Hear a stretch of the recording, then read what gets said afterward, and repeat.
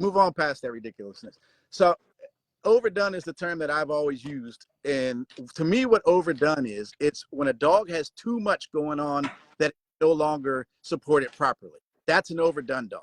And most of the heavy extreme dogs go that far. A lot of the dogs that you see that are carrying too much mass or too much bone, or, you know, a lot of things, that's when you start to see the problems. That's when you start to see that they can't support themselves in the front, or they have other issues.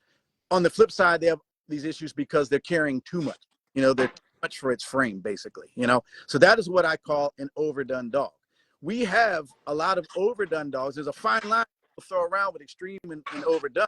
They don't use that term. That's a term we should be using more in the American Bully breed, because overdone, what it really does is it takes you past what we're trying to do. It's a dog that's gone too far. It's got too much going on, and now that dog is not a properly functioning dog. I've seen a lot of dogs out there that people are calling extreme, you know, and I'm looking at the dog, I'm like, well, I'm not really sure why this is an extreme dog. To me, that's an American Bully. No offense, but the choice that you chose in, what was the show we just did that you chose for the extreme? Michiana. Okay, that dog, from watching videos, to me, now let's open our minds a little bit before I say this, but we're not talking about flaws, okay? So any dog that we're going to reference right now, I'm not bringing in the flaw side of the dog, okay? Any judge that he's talking about, he's just attacking. Go ahead. Huh? No, but what I'm saying is, like, that particular dog has, it still can move. The dog isn't falling apart, right?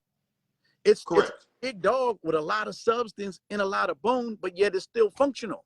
It can still move. It's still functional. That is an American Bully. And that's where we should be as an American Bully. A dog that's, as long as it doesn't affect function and form, then it should be extreme. So these dogs that a lot of people are calling extreme, I'll use another one, 7. For me, 7 is a dog that really should fit into the category, but he's so much bigger right now, he looks out of place because he's got all this extra substance and bone, and he's a big dog, you know? But in actuality, that doesn't, to me, make him extreme. That makes him an American Bully. It's when it's so much that they're no longer functional that takes it over the edge. And for me, that is called overdone. And I've always worded it that way. As a breeder, I've owned overdone dogs. I've had them in my yard. I don't take them to dog shows. I don't do these things, but I needed them to put some things back in. When you're breeding, a lot of times you need to overcompensate. When you're trying to bring in a trait or you're trying to remove a trait, the best idea then is to overcompensate, you know, when you're doing that. So I have dogs, all breeders, true breeders, have dogs that help them overcompensate when they need that, you know. And and there's another reason for other dogs. And all breeders have a little bit of everything in their yard. I always had a lot of stuff in my yard, you know. So it's one of these things. I think the term extreme is being used too much for the term overdone. And I feel like the term overdone is really what we should be calling, because an extreme dog that's still correct is an American Bully. And so when I'm referring to these things, I'm referring to the dogs that have too much going on, you know. And I wanted to make that, here come the helicopter again, very clear at Nationals, that we want to show what a true version of that really is. And that's the point of the highlight at Nationals, for clarification. Yep, that's it. Coming for me. Hold up. I see you're worried about the spotlight. Real quick, I see a lot of people making a lot of different comments out there. Look, I like that people think that everything comes down to money or worried about somebody else. I'm really not worried about any of that at all. When it comes to money, you obviously don't know the business side of a registry, but that's fine. You know what I'm saying? I'm not going to get into that. But none of this stuff was added to add money, because like I said, these dogs are already registered. When it comes to an extreme class, like you said, I just judged this class. One of the things I wanted to do was make those extreme dogs stack for a long period of time. I was in there for 20 minutes because I still believe to be extreme, you can't just be nasty and can't stand up and can't walk and all that. That's not an American Bully. You see what I'm saying? That's not an American Bully. So it doesn't matter about all of that. There's no lying about it. It's the truth. For me, I wanted to make sure these dogs were good. We're seeing a lot of different things right now because people haven't seen anything. There's always going to be a far side of the scale. There's always going to be a biggest until somebody comes along that's bigger. So right now, the biggest pocket people think is extreme. The biggest classic they think is a standard. The biggest Excel they think is a master. You know what I'm saying? But it doesn't change what they are really. It's just the biggest at the time. Hey Chris, can you hear me? I can hear you. Go ahead. That flew over. Let me go hide my baby oil, and I'll be right back. 1 second. No, yeah. All 3,700 bottles of baby oil. That's why I use at the clinic today. Yeah. That's why I use at the clinic. You know what I'm saying? Because of stuff like that.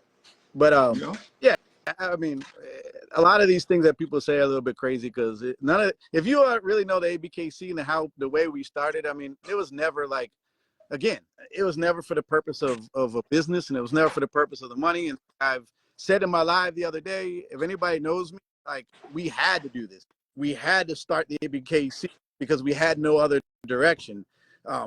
So we had to create the ABKC. And when we did it, I didn't even put it in my own hands. Like I created it, and that was a brainchild behind everything. And I worked hard with Lou, who helped me put it together. But it got moved in the hands of different people for the first 8 years. We tried it here.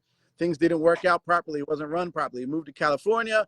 Things were not done properly in California with that person. It moved to another person. It moved to another person. And finally in 2010 or 11, it's like, we got to bring it back here, and we had to run it. So we never did it for the purpose of a business. I never wanted to run a business. So money on all those things was never something in my mind. I was a breeder, and I love breeding. I love doing that. But then when things came here and we had to do it that way, we had to take over and do this for the people. So all of these things that are like, this is about money, this is about money, I really don't care about that stuff. I mean, none of these things are about money. So it's about our community, our community's doing, and where the direction of the breed is.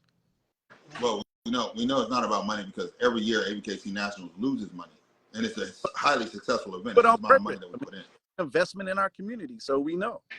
So, but a lot of that money is lost paying me. It's going to be run.